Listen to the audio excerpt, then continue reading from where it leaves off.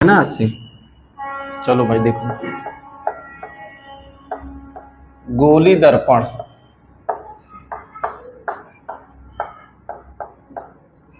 Spherical mirror,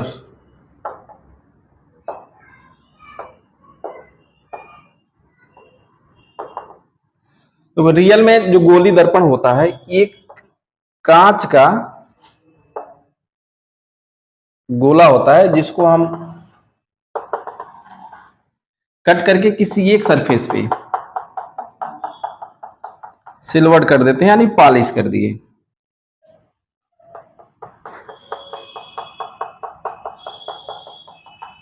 अब इसको अगर अलग अलग करो तो इसका मतलब ये हो गया कि ये जो पार्ट है जो बाहर की तरफ पॉलिश है, बाहर की तरफ जो पॉलिश है, और अंदर की तरफ क्या है, परावर्तक पृष्ठ है, परावर्तक पृष्ठ है। ये आपका क्या होगा, अवतल दर्पण। क्या कहोगे, अवतल दर्पण। अच्छा, अगर यहीं पे हम ऐसे बना दिए तो ये कौन सा दर्पण होगा, हाँ? अच्छा, ये उत्तल है, ये अवतल है।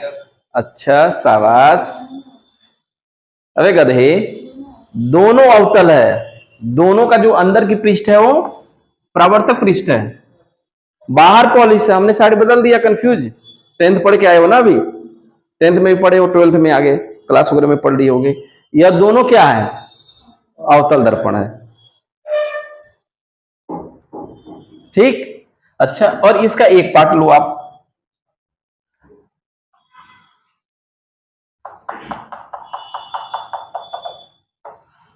चलो ऐसे हम बना दिए इसको। ये दोनों कौन से दर्पण होंगे, उत्तल।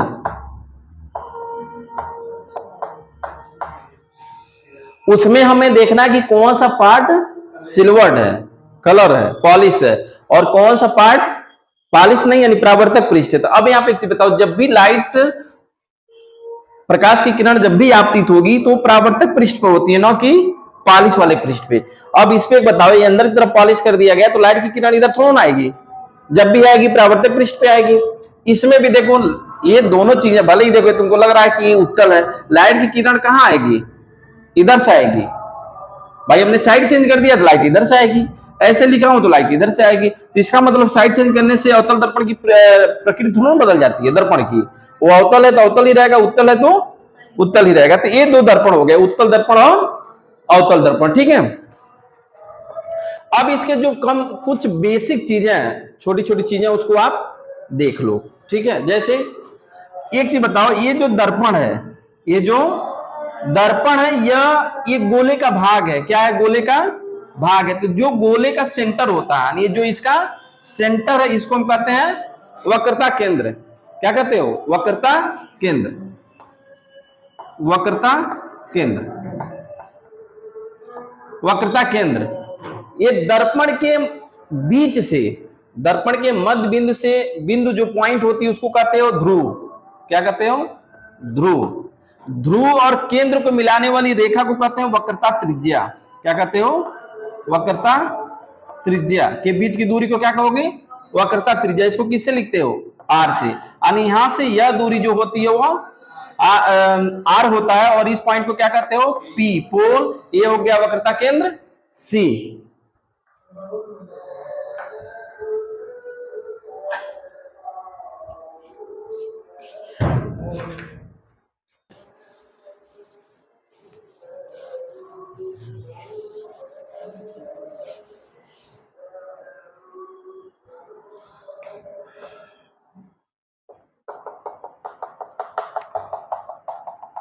ये हो गया आपका मुख्य अक्ष। क्या हो गया, मुख्य अक्ष। ये ध्रुव हो गया, ये आपका सी हो गया। अब यहाँ पे एक चीज देखो, एक लाइट की रेज जो मुख्य अक्ष के समांतर जाती है, राइट की रेज मुख्य अक्ष के समांतर जाती है, तो आप पढ़े हो कि परावर्तित होकर कहां से निकलती है, फोकस से। लेकिन ये फोकस कितनी दूर पे ये पता नहीं है, ये निकालना हमको। देखो ए सी है, तो यहां से यह डिस्टेंस कितनी है, आर, लेकिन यह किस पॉइंट से होकर जा रही है क्लियर नहीं है। तो ये बताओ, जहां स्ट्राइक करके वहां एक नॉर्मल ड्रा करते हो, और नॉर्मल किससे हो जाता है, सी से।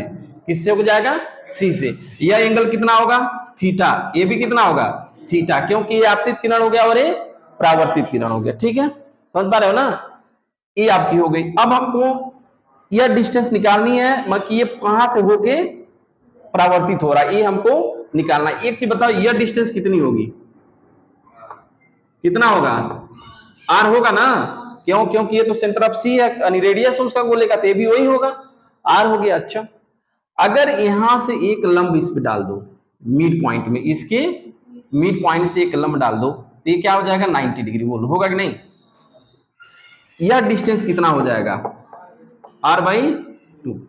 तो ये डिस्टेंस कितना हो गया, आर बाई 2, और ये पूरा कितना है, आर है, ये आर बाई 2 हो गया। और ये हो गया यहाँ पे लंब, ये क्या पड़ गया, लंब पड़ गया। ये क्या हो जाएगा, ये क्या हो जाएगा। तो अच्छा, आधार और कर्ण में हमको कर्ण की वैल्यू निकालनी है। क्या निकालनी है, कर्ण की। और आधार की वैल्यू हमको दिया है आर बाई 2। तो एक चीज बताओ, साइन और कॉस और सेक में क्या लोगे, कॉस लोगे कि सेक लोगे। आधार दिया है, ध्यान देना, और कर्ण हमको निकालना था। अच्छा चलो ठीक है, कॉस थीटा इक्वल टू क्या पड़े हो, आधार बटे कर्ण, आधार बटे कर्ण। आधार की वैल्यू कितनी है, आर बाई 2 अपान कर्ण, ये निकालना है आपको। तो कर्ण इक्वल टू क्या लिखोगे, आर बाई 2 कॉस थीटा होगा ना। ये तो आपका गलत है, ये सही नहीं। लेकिन अगर इसी को सेक थीटा ले लो, क्या ले लो, अगर इसका आप सेक थीटा ले लो, तो सेक थीटा इक्वल टू क्या होता है बताओ, कर्ण बटे आधार, कर्ण बटे आधार। तो इसको लिखते हैं कर्ण अपान आधार। तो सेक थीटा इक्वल टू, कर्ण की वैल्यू हमको निकालनी है, और आधार की वैल्यू कितनी है बताओ, आर बाई 2। तो कर्ण इक्वल टू क्या निकल गया, आर बाई 2 सेक थीटा। बोलो, यानी यह वैल्यू कितनी निकली, आर बाई 2 सेक थीटा। और यहां से यह दूरी कितनी है, तो यह कितना बचा, R minus R by 2 sec theta. बोलो हुआ कि नहीं। यानी यह जो रेखा यहां से कितनी दूरी पे जा रहा है, R minus R by 2 sec theta. ठीक है, इसका मतलब ये हो गया कि यह जो डिस्टेंस है, यह जो डिस्टेंस है, यह इसकी वैल्यू कितनी हो गई, R minus R by 2 sec theta. ठीक है, इसकी हम मान लेते हैं, चलो एफ है, क्या है, एफ है, मान लो एफ है। तो पी एफ इक्वल टू क्या हो गया, R minus R by 2 sec theta. अच्छा, अगर मान लो कि इसकी ये पैरेलल जा रहा है, क्या है, ये मुख्य अक्ष के समांतर है। किससे है, मुख्य अक्ष के समांतर ये रेखा आके, माने प्रकाश की किरण आके आपतित हुई। थीटा की वैल्यू बहुत छोटा हो जाए, कितना हो जाए, थीटा का मान बहुत छोटा हो जाए, का मान बहुत छोटा हो जाए, बहुत छोटा हो जाए, बहुत छोटा हो जाए। कब होगा, छोटा कब होगा बताओ, यह बिल्कुल एकदम इसके नजदीक आ जाए, पैरेलल है, तो ये बिल्कुल यहां आ जाए, तो क्या हो जाएगा, थीटा बहुत छोटा हो जाएगा, सीधे जाएगा, सीधे वापस आ जाएगा। क्या हो जाएगा, अरे भाई यहाँ पे अगर मान लो ये लाइट की रेज अगर इसी पे जा रही है, ऐसे आपतित होकर तुरंत इसी पे रिटर्न हो गया, तो थीटा इक्वल टू 0 हो गया। इसमें क्या हो जाएगा, थीटा इक्वल टू 0। तो जब पैरेलल जाती है तो मान लेते हैं थीटा का मान बहुत छोटा होता है। तो अब यहाँ पे एक चीज देखो, साइन थीटा लगभग थीटा, और इस ये भी लगभग किसके इक्वल हो जाता है, tan थीटा, मैथ में आप पढ़े होगे जनरली, हो जाता है ना।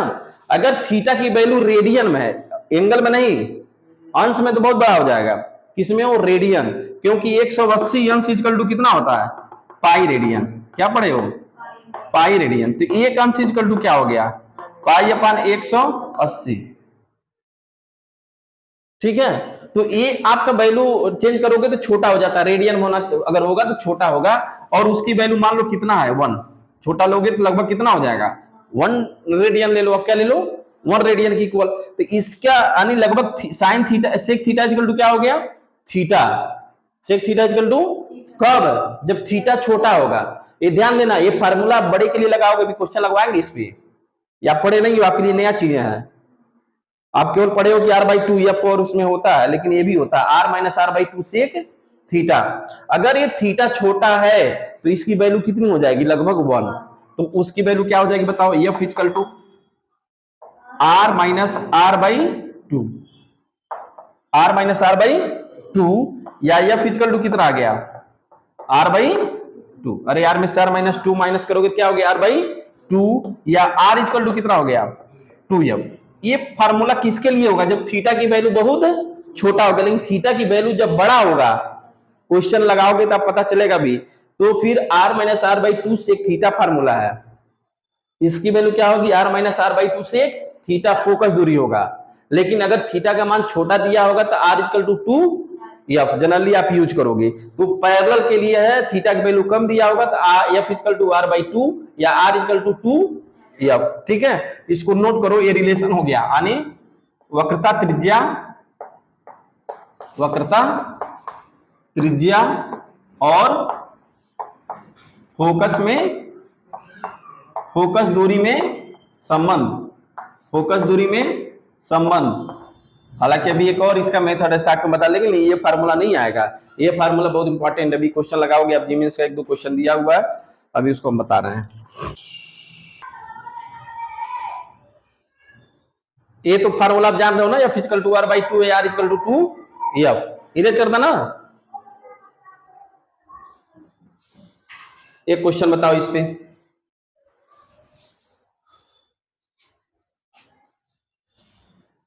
देखो ये मान लो आपका एक मीटर हो गया, जिसकी रेडियस दिया है 5 सेंटीमीटर। कितना दिया है, 5 सेंटीमीटर। ये आपका मुख्य अक्ष हो गया, ये आपका सी हो गया, और यहां से देखो ये इसी को कहते हैं अपर्चर। ठीक है, 3 मीटर, 3 सेंटीमीटर, कितना, 3 सेंटीमीटर से एक लाइट की रे जा रही है आके यहाँ स्ट्राइक की, आके स्ट्राइक की। ये आफ्टर रिफ्लेक्शन कहां सूख जाएगा, या उस फोकस की वैल्यू क्या होगी, दो चीज होगी। आफ्टर रिफ्लेक्शन यानी परावर्तन के बाद जिस बिंदु से उग जाएगी उसका पोल से दूरी कितना होगी, या ये कहें कि इसकी फोकस कितना होगा। रेडियस कितना दिया है, 5 सेंटीमीटर, ये कितना दिया है, 3 सेंटीमीटर, 3 है, 3 सेंटीमीटर।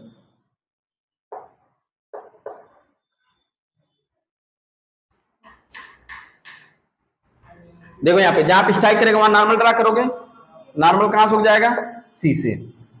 आफ्टर रिफ्लेक्शन यहां से उग जाएगा, ये एंगल कितना हो गया, थीटा, ये भी कितना हो गया, यहां से हाइट कितनी होगी, 3, ये डिस्टेंस कितना होगा, 5, तो यह दूरी कितनी हो जाएगी, 4 सेंटीमीटर। कितना हो गया, तो जब ये 4 सेंटीमीटर 5 सेंटीमीटर 3 हो गया, तो ये थीटा की वैल्यू से निकाल सकते हो कितना होगा। इस थीटा की वैल्यू क्या होगी बताओ,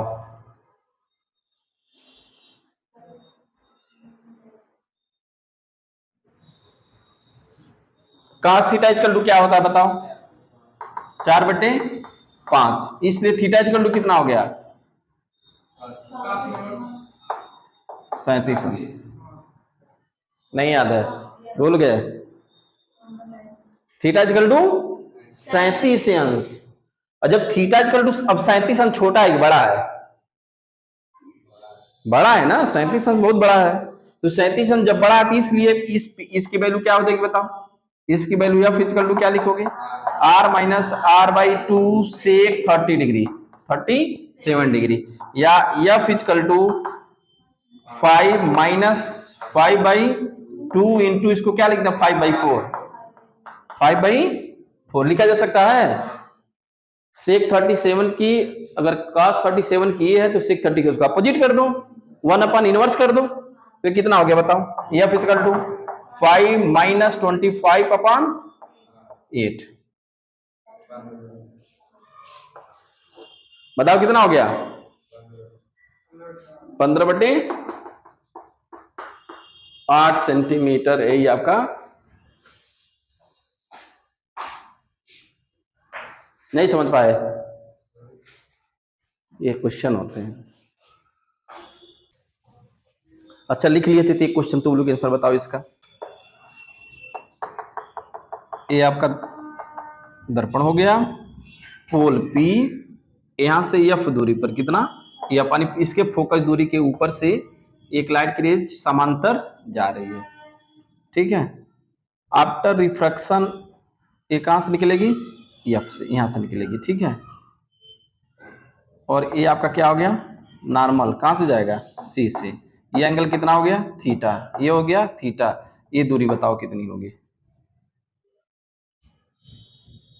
यह फोकस रुक गया है, ये फोकस इसी के फोकस दूरी के बराबर है।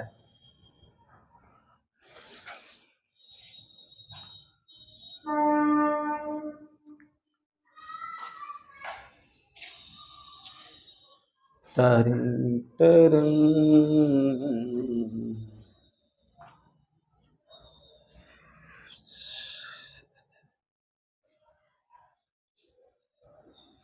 नहीं समझ पाए, देखो यहाँ पे यह दूरी कितनी होगी, एफ होगा।